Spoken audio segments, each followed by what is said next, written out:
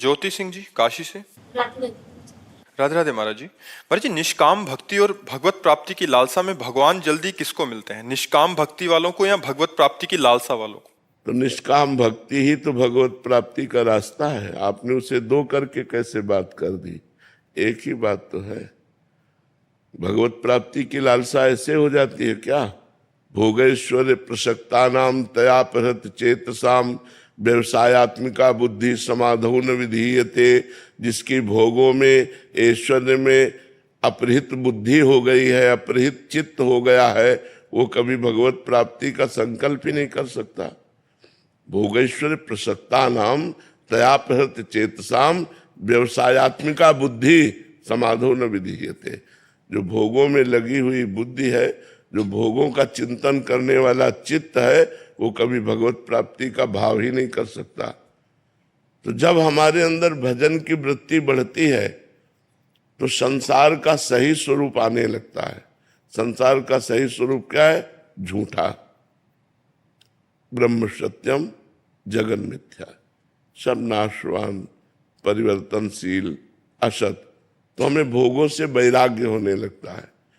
भोगों से वैराग्य होना ही निष्कामता है। कोई कामना नहीं रहती।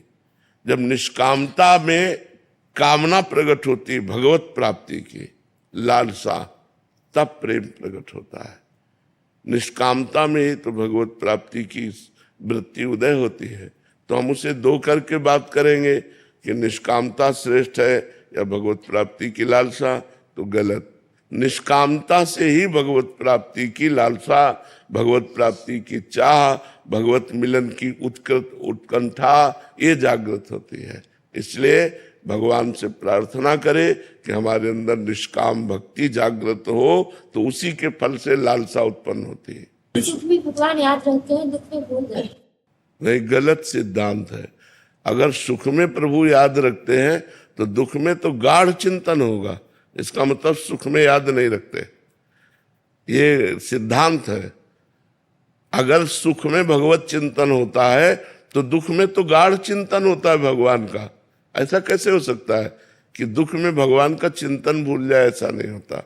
सुख में यदि हम भगवान का चिंतन करते हैं तो सुख पूर्वक हमारा अभ्यास दृढ़ हो रहा है, तो दुख में तो हमारा गाढ़ चिंतन होगा, क्योंकि उस दुख निवृत्ति का उपाय ही भगवत चिंतन है। हरि स्मृति सर्व विपद विमोक्षणा।